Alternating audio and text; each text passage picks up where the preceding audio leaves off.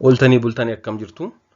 Barnoota nama qabadhee jiru waa'ee sababa adda addaan yeroo muraasaaf erga harma hoosisuu dhaabanii yookaan adda kutanii booda akkamitti deebisanii hoosisuu eegaluu danda'u kan jedhudha.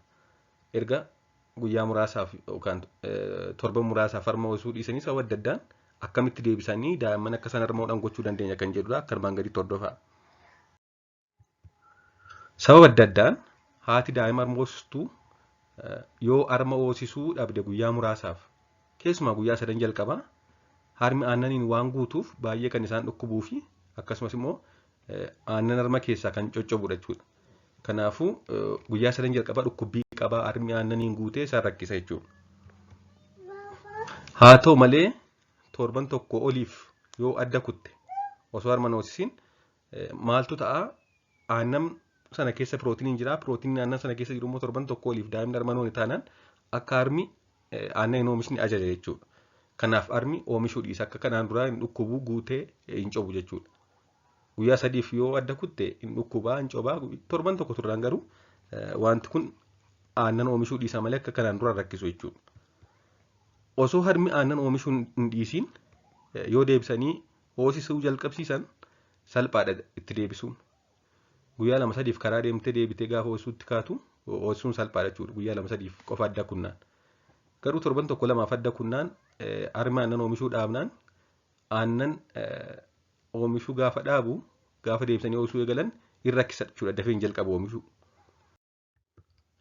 Haa ta'u malee harmi aannan oomishuu yoo dhaabe akka haaraatti jalqabsiisuu barbaachisa. Riilakteeshin jedhama kun. Torbee tokko torbee lamaaf karaa deemtee sababa adda addaan daa'imni harma hodhiin hafee daa'imnis tarii dhukkubsatee ta'uu danda'a. Sababa adda addaan egaa torbee tokkoo fi harma hoosisiin haftee akka haaraatti jalqabsiisuun riilakteeshin jedhama. Kana gochuuf ammoo daa'ima hoosisuunis ta'e meeshaa elmuuf fiixee harmaa dura sisseessuu barbaachisa. Yookaan daa'ima callumadhanii gogaa isa hoosisuu yookaan immoo meeshaa aannan ittiin elman fayyadamuudhaan elmuudhaan fiixee harmaa sisseessuu aktiif gochuu barbaachisa jechuudha. Osoma aannan hin qabaatiin.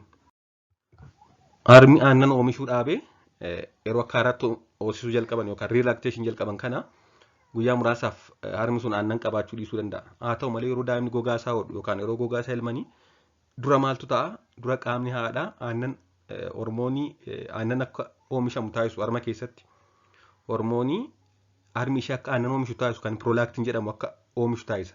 Kanaafuu fiixee harmaa daa'ima hoosisuudhaan yookaan elmuudhaan yoo sisseessan hormooniin kun hin oomishama. Sanaa booddee immoo hormooniin akka harmi aannan oomishu ajaja jechuudha.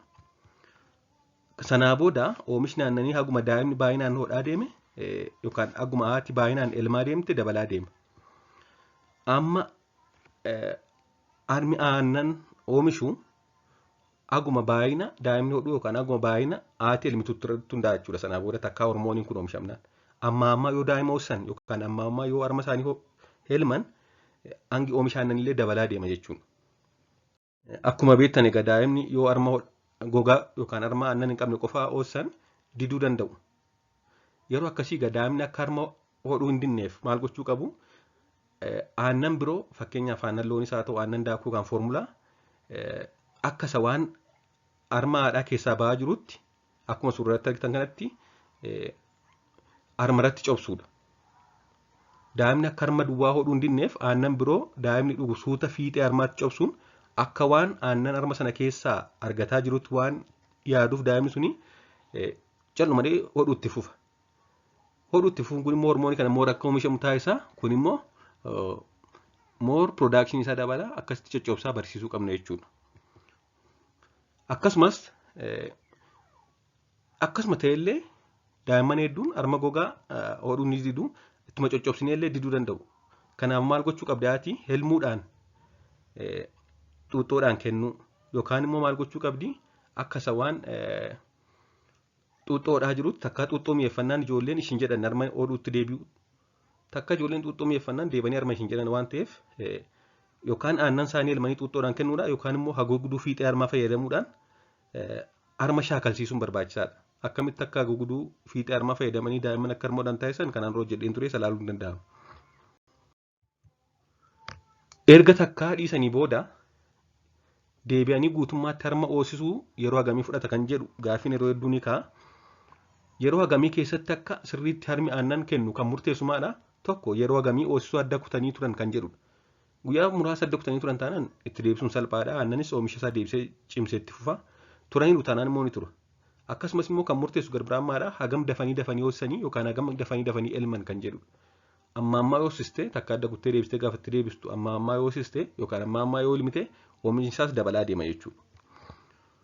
Akkuma turtiin harma hoosisuu adda kutan dheerataa deemu harmis deebi'ee aannan oomishuu jalqabuun isaa yeroo dheeraa fudhataa deema. Akkasumas amma ammaa hoosisuu fi elmuun akka harmi dafee oomisha dabalu taasisa jechuudha. Kanaafuu akka waliigalaatti yoo dafanii harma hoosisuutti deebisan salphaadha. Yoo turan immoo yeroo dheeraa gogaa masaa daa'imni dhuguu qaba yookaan gogaa masaa elmuu qabu. Gogaa isaa yeroo elman hormooniin piroolaaktiin oomishama. Hormooniin kun immoo akka harmi aannan oomishuu eegalu taasisa jechuudha. Waan dhaggeeffattaniif hedduu galatoomaa turtii gaarii.